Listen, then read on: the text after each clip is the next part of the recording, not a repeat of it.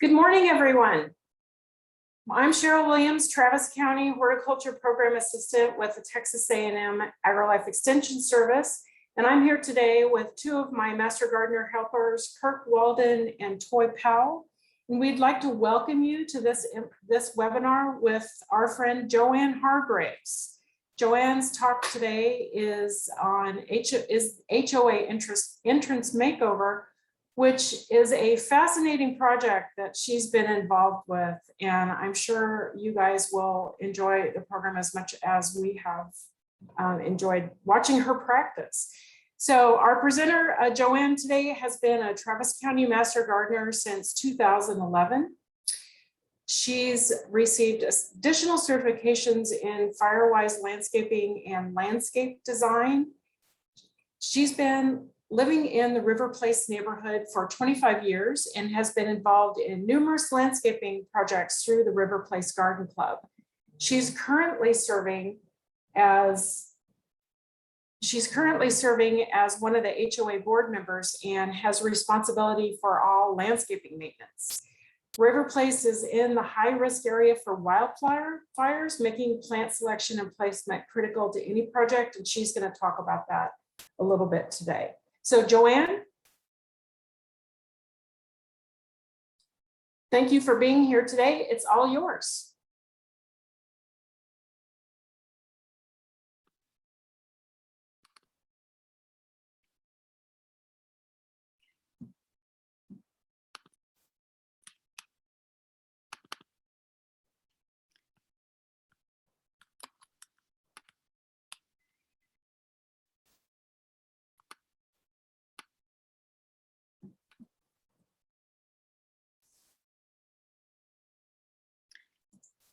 Am I here? Can everybody see me? Can everybody hear me? You are. Go ahead, Joanne. You're good. Okay. We are so excited to have everybody here with us today. The Master Gardener's mission is to encourage people to volunteer and get involved in their communities. And that's what I'm here to talk to you about today. In this presentation, I'm going to talk to you a little bit about how the whole thing evolved, where we found out as an HOA board that the front of our subdivision was going to be torn up in the process of widening FM 2222. RiverPlace Boulevard and FM 2222 intersect far in western Austin and Travis County. So let me show you a little bit about where that is. If you look at where 2222 goes far out, in case you might want to know, remember the Oasis Bar? Okay, that's where we are. We go out towards the Oasis Bar, and it's a very rural area, or at least it was when we moved out here. The area itself collectively is referred to as 4 Points. When I began serving on the board of directors, I had no idea exactly what that would be. But I did know that I was going to have responsibility for landscaping for our 1,100 family neighborhood. I also had no idea how extensive a problem that was going to be. Just trying to keep thousands, and I do mean thousands of feet of irrigation going is in itself a full-time job. And we indeed have two full-time irrigation specialists working on this part of our landscaping. So when we started meeting as a board of directors, one of our responsibilities that was laid out to us was that we had to keep track of the construction that was going on around us, looking at all of the zoning parameters and anything that might affect our neighborhood. And then we looked at what the other neighborhoods around us were looking at, and we joined other organizations. One of them is called CONA, which is the Council on Neighborhood Associations. And through that, we learned that a major project was ready to get started in another year or so. This was about 3 years ago, I guess. And so I started going as a representative to the public meetings. The primary purpose of the public meetings was to tell the public, of course, what's happening, but of course it was also to solicit bidders. Most of the work done by TxDot is supplemented by individual companies that actually do a lot of the work. So the hierarchy is TxDot is in charge of the entire project. And then they in turn have subcontractors, and those subcontractors have project managers as well. It became clear early on to me as if I was going to be involved in this, and I had to find out who the decision makers were in each of those hierarchies. So as I went to the meeting, I introduced myself. I am an ordinary citizen. I have no authority to do anything really.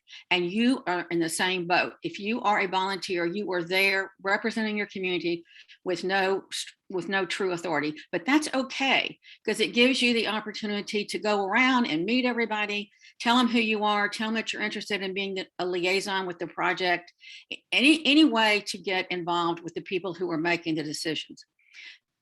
None of this, though, in my background actually prepared me for this project. As my husband has many times told me, I am not an engineer.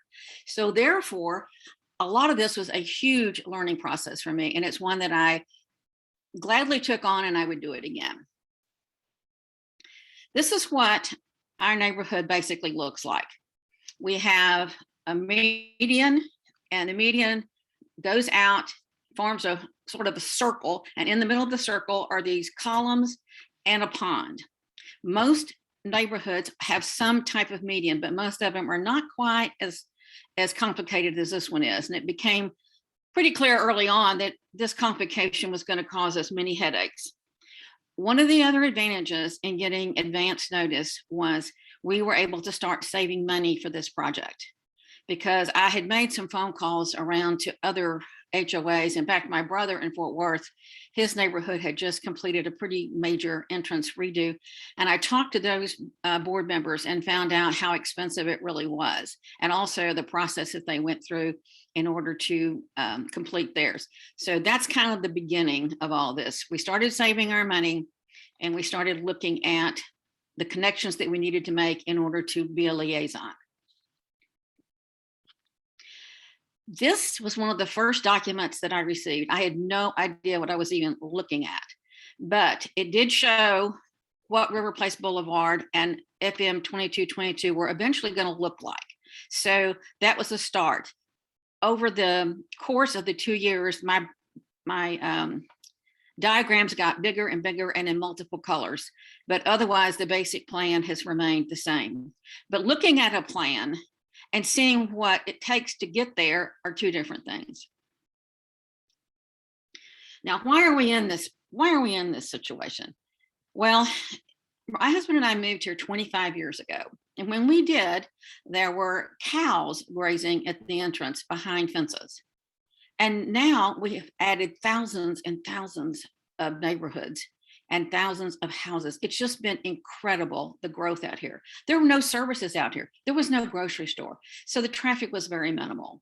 And that's what was put in place when the 2222 was designed. Well, it's not that way anymore. There were no established guidelines of communication actually between our HOA and any of the government agencies involved. So it was up to us, it was incumbent upon us to reach out and make those connections. One of the things that I discovered when I was making my dutiful calls was that there have been huge regulatory changes that have occurred in the last 25 years. Utility placements, fiber optic cables, electric lines, irrigation plumbing. The whole configuration of my island was going to change. I was going to be losing a tremendous number of beautiful live oak trees, all of this in order to add extra lanes so that we could get in and out of our subdivision. It had gotten to the point where during rush hour, literally the lines of people trying to get out were a block or two long. It was an untenable situation, had to be changed. And I think that was one of the reasons that people were able to put up with all of the annoyances of the construction, is because they knew at the end of the road, we were going to be in a better place. As I was working with making my connections, I realized that there were many customers that I was going to be dealing with. Most of the time, TxDot, the Texas Department of Transportation, Capital Excavation, one of their major contractors, and the Texas Gas Service did a really good job of working together. I also had to work with our private landscapers and our private irrigation and pond specialists at the same time. And I also brought in all the other neighborhoods that were impacted by the traffic disruptions, because although we had only one entrance going in and out of RiverPlace for many, many years, eventually, as the neighborhood grew and as the houses were built farther and farther away from that main entrance, we were required by the emergency services of Austin to put in a secondary entrance and exit.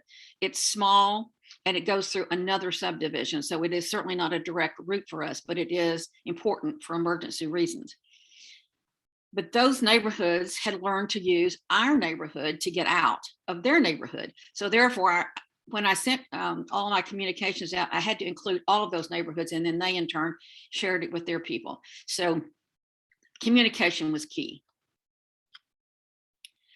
As you look at this next screen, this is an example of how the widening occurred.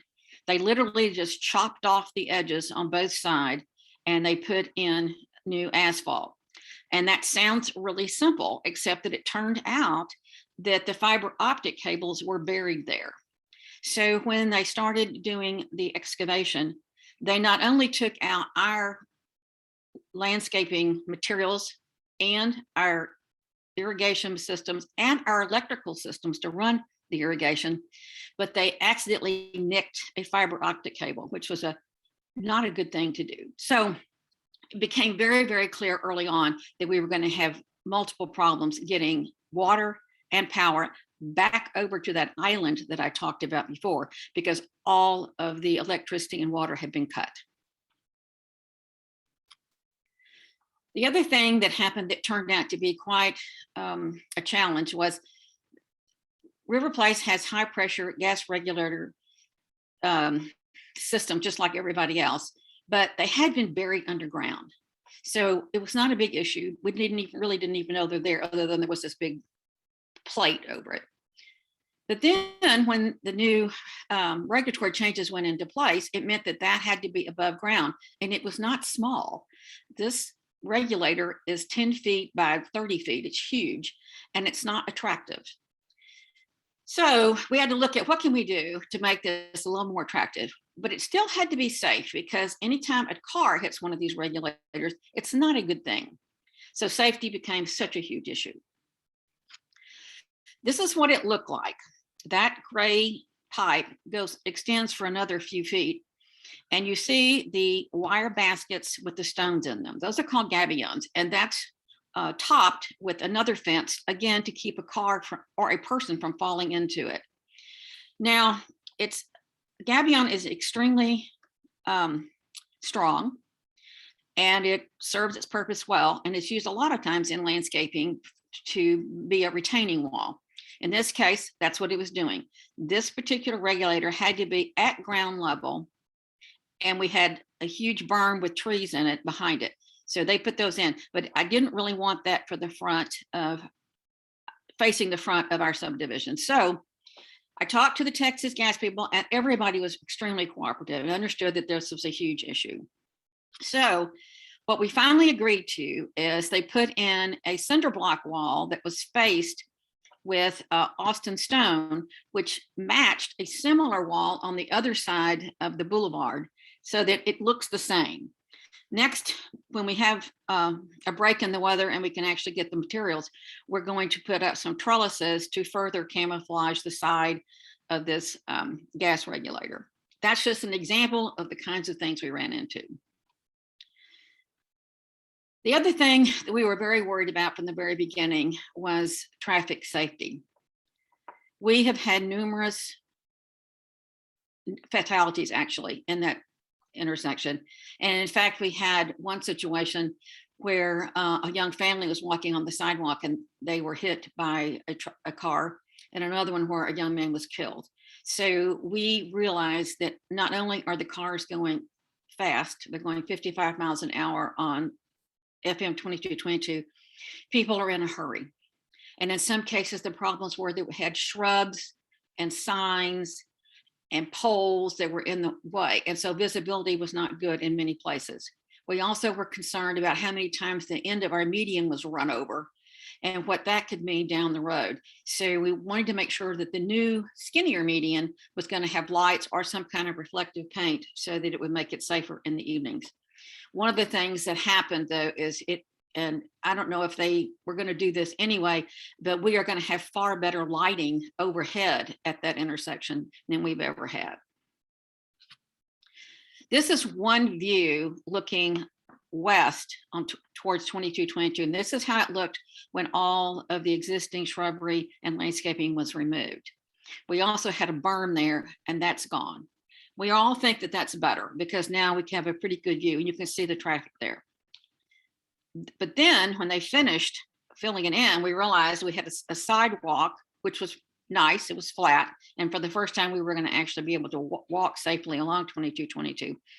And then we had a flat area to the one side of it that we could still use for plants. So the question became, what kind of plants do we put there?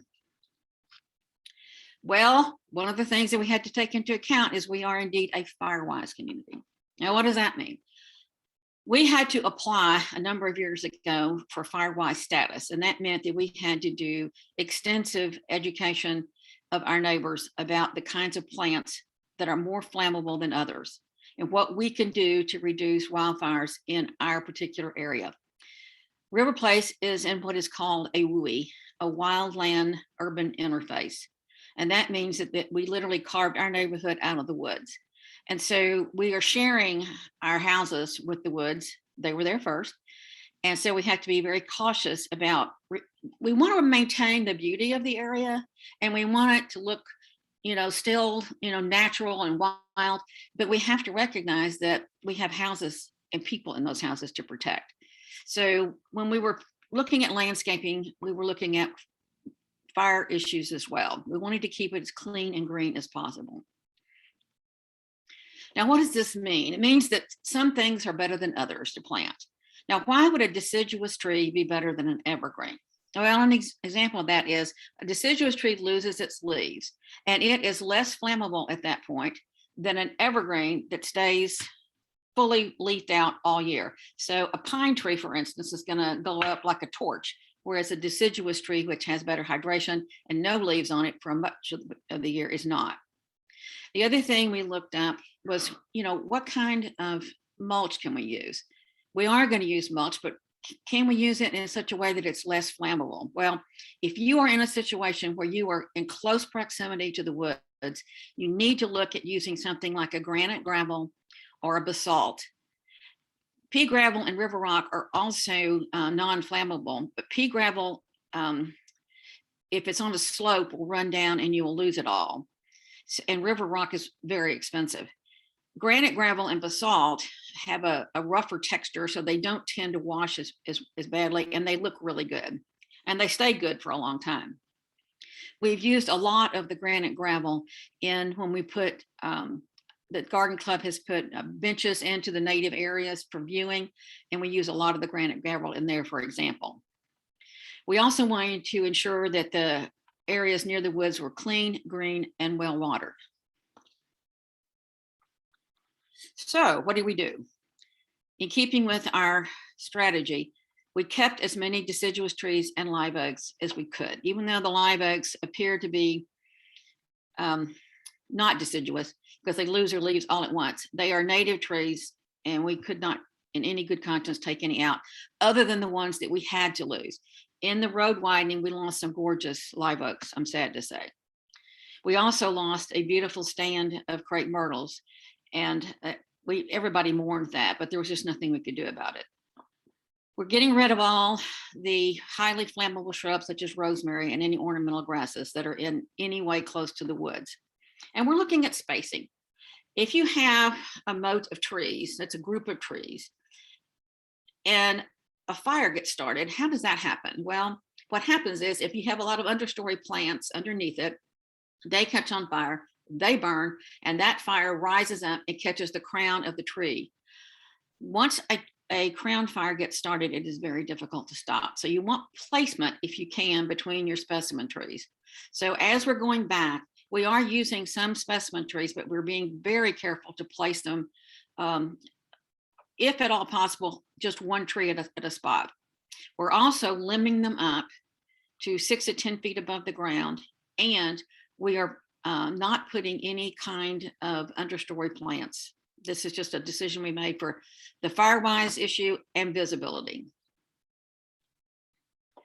We've had almost like a Victorian garden going on. We had, wide swaths of plants, which took a tremendous amount of manicuring, and they were constantly a problem with replacing them. They took a lot of water, and we just decided that we didn't need that anymore. So we wanted it to look more like a golf course. So we decided to put rolling burns, which were already there, and then cover them with Bermuda grass. Bermuda grass, once it is established, has a really good growth rate. It endures heavy use.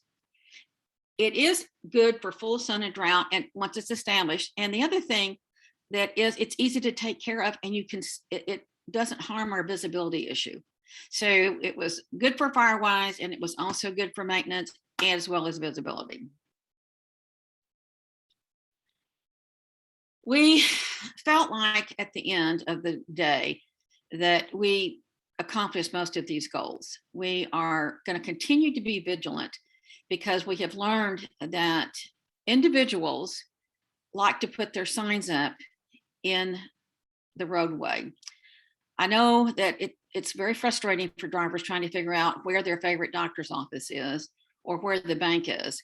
But when you put flags and signs up that block the view for the traffic, it's dangerous. And so we are really going to be very vigilant about following up with that, as well as all the other things that we have talked about. So I want to caution you to realize that you cannot make one decision and have it carry out throughout unless you are willing to get in there and vigilantly enforce it.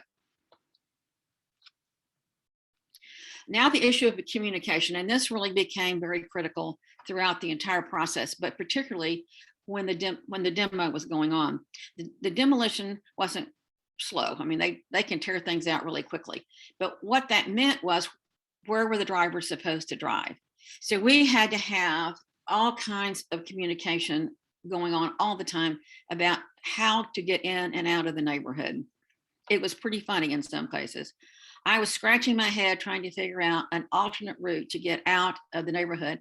And I found out from one of the neighborhood teenagers, hey, we've been cutting through the private road by the church for years. What are you talking about? So I thought, So I talked to TxDot about that, and they said, well, we cannot approach a private entity, but you can. So I met with the church, and this is all during COVID. I met with the school, and we talked about this nice road that they had that went between RiverPlace back out to 2222 in another location. And they were very willing to help us out. Now, TxDot can enforce it. They can help by putting up barricades and orange barrels to kind of lead traffic in that direction, but they cannot make the initial contact. So that was an important thing that certainly I did not know. The other thing we did is we put up many notices on our local marquee and billboard. One of the things that I'm learning is that people sometimes read those vigilantly and sometimes not at all. So every way that you can possibly get your message out is important. Some people are really diligent readers of Nextdoor. We put notices out on that all the time, and I got extremely positive comments from people because I warned them. I told them next week it's going to be bad. So plan accordingly. If your kids are going to school, plan accordingly. If you're going to work, make plans to leave early. So all of that going in advance was great. The thing about TxDot is they do usually put up a sign that says road closed, but it doesn't have very much detail in it.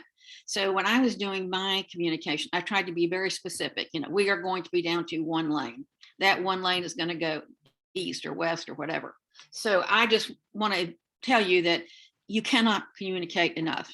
I had other neighborhoods calling me, and then we would put on communications things together. It worked out really well, and it's key because we found out about halfway through that another TxDot project was getting ready to get started on the only other exit we had through Westminster Glen, because City Park Road was being torn up. So then we were really nervous that we were going to have all of our routes completely closed, but we worked it all out. The city was able to hold off on one construction site while we finished up the other one, and Basically, everybody still got to work. Then the demo proceeded. They carved everything out at once, and we lost all water and power at the same time to the entire front entrance. That meant the pond, the irrigation, everything.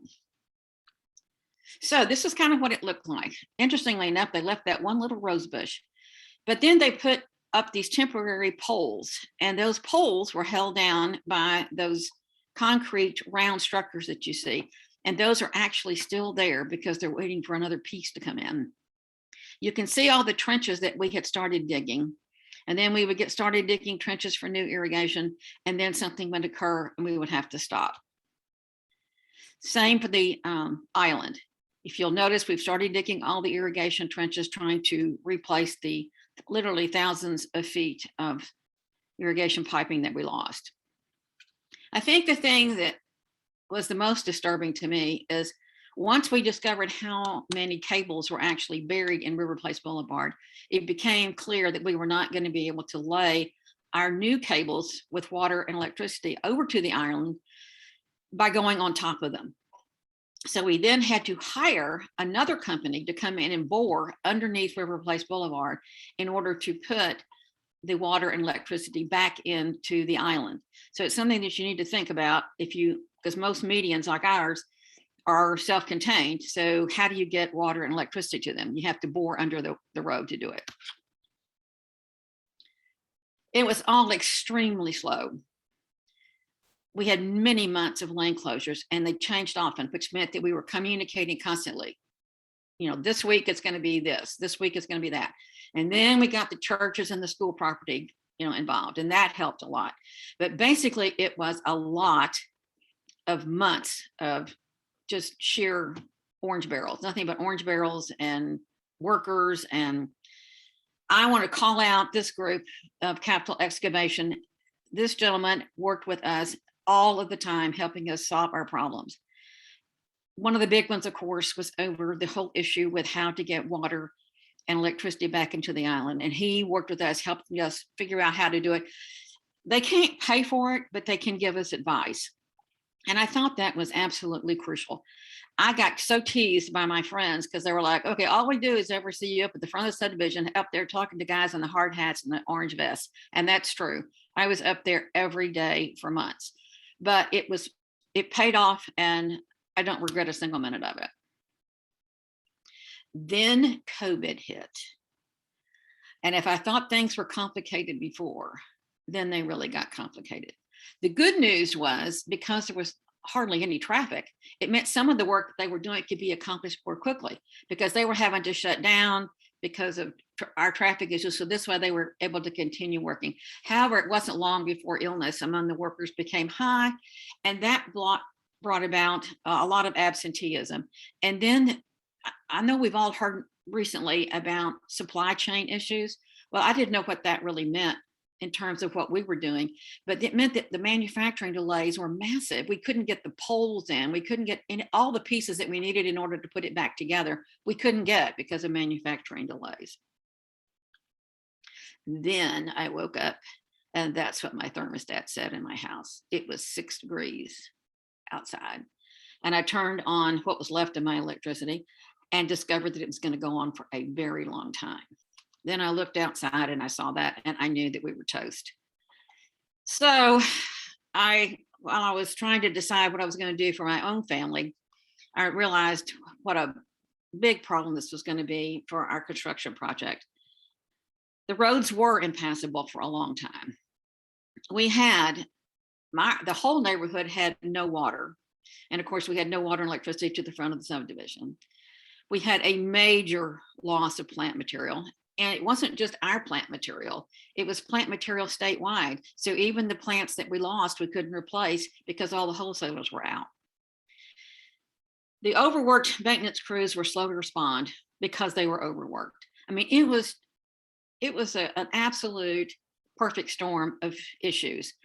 But I'm glad that nobody was hurt. Everybody seemed to do just fine, and we made it out. But it was a long, hard slog. And at the end of the day, when the snow melted, the plants were gone. We couldn't, and we couldn't get maintenance crews in to clean them out, except for emergency situations. We could get somebody to come out if the street was blocked or a sidewalk is blocked, but it was hard to get routine, what I would consider routine maintenance done, because the maintenance crews were so overworked. Now, at this point, you may be wondering, who pays for all of this? What is an HOA, a homeowners association, versus a MUD? Well, the homeowners association is private. A MUD is a public entity. We have both here, and we also are always talking to the city, county, state about everything. But one of the things that we learned is that we owned our own irrigation plumbing. So the fact that they tore it all out doesn't mean that they're going to put it back in. It just means that it's out. So we ended up having to foot the bill for all of that. But since we knew about it in advance and had saved, we were ready for that.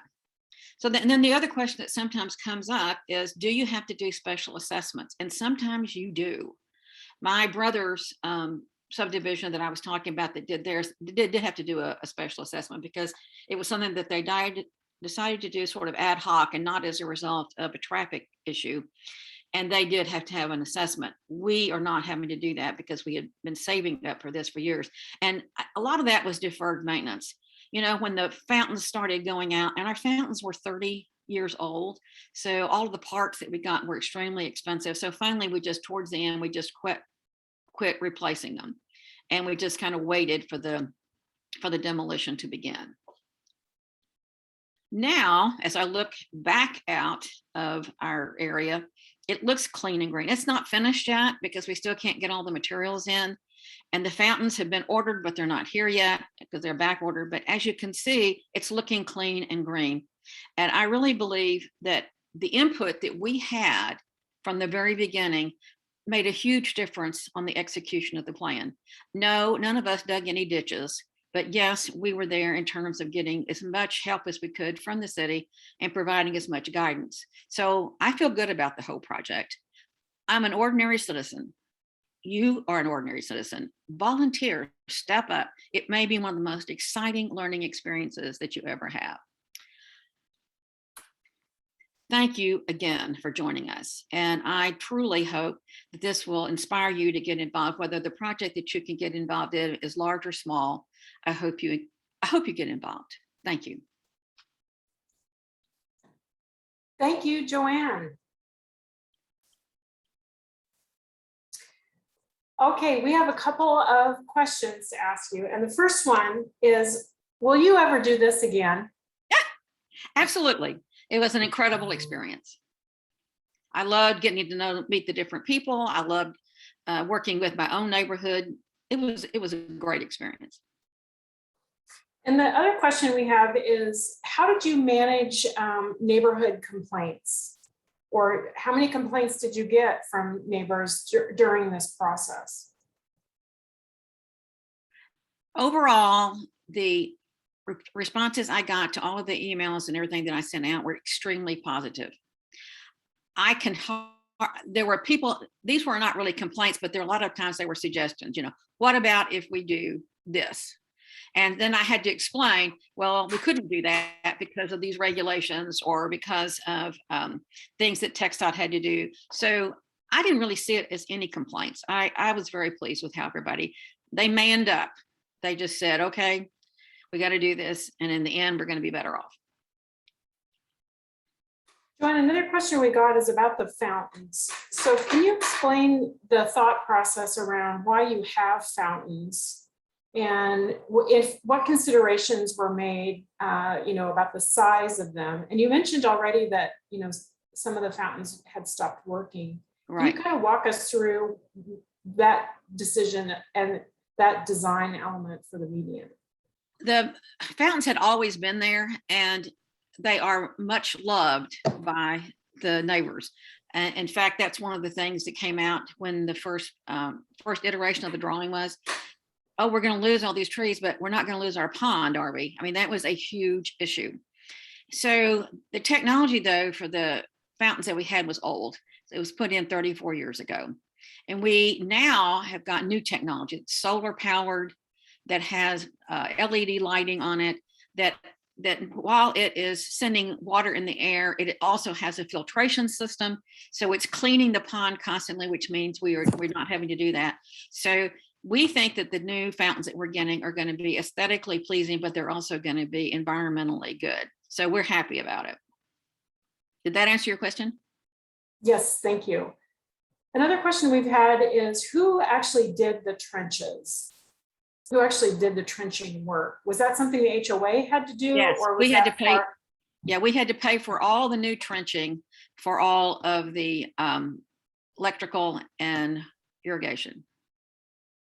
And who did the replanting? Did you have to hire someone for that? Yes, but that was done by a bidding process. We put out requests for bids, and that's how it went. And then how do you continue to maintain those areas? Do you have a landscaping service for that, or how do Yes. you do that? We have a landscaping service we have 2 landscaping services for the entire 1100 family community.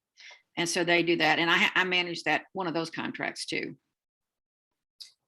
You'd mentioned that one of your decisions early on was to take out the Victorian flower beds and replace it with a green, a lower maintenance, a green area.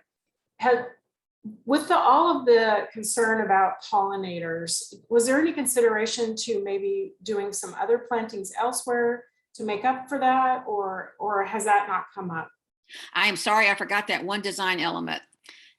What we decided to do, since we were making it cleaner and cleaner and plainer on the sides, that we would focus our effort instead on the pond area.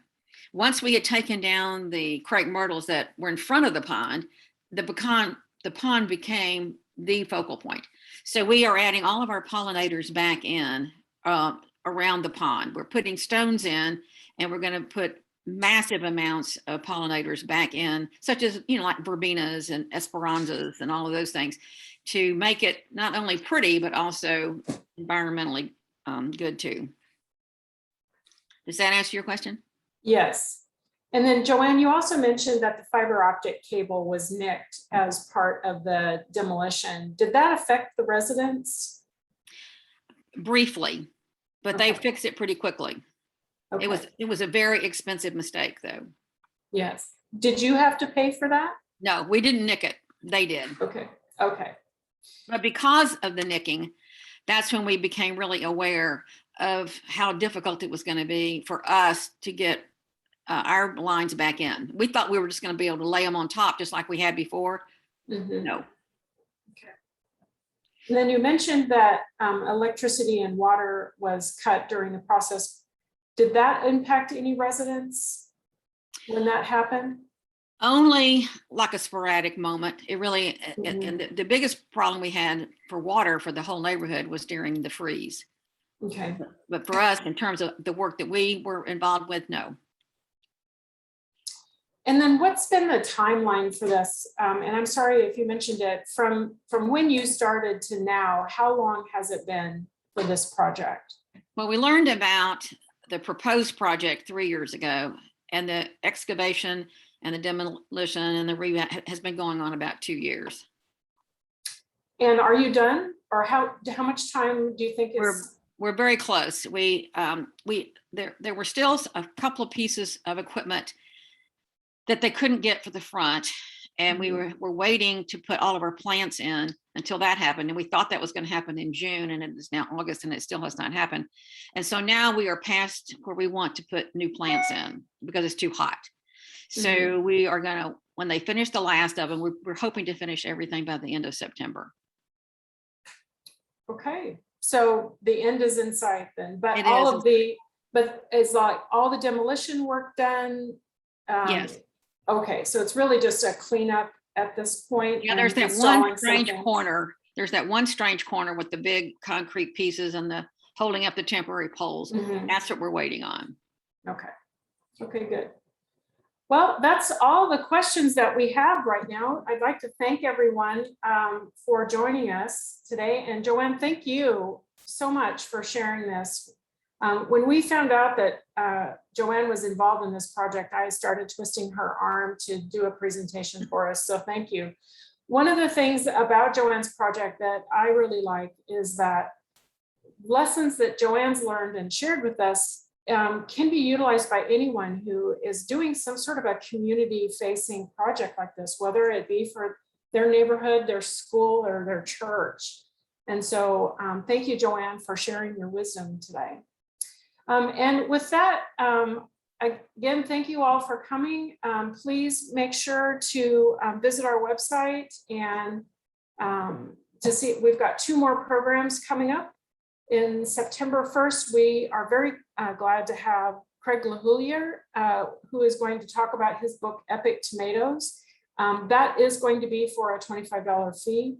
And then we are finishing up our Drought to Deluge series at the middle of September with Dr. Larry Stein from Texas A&M to talk about home fruit orchards. So thank you very much, everyone, and we hope to see you again soon.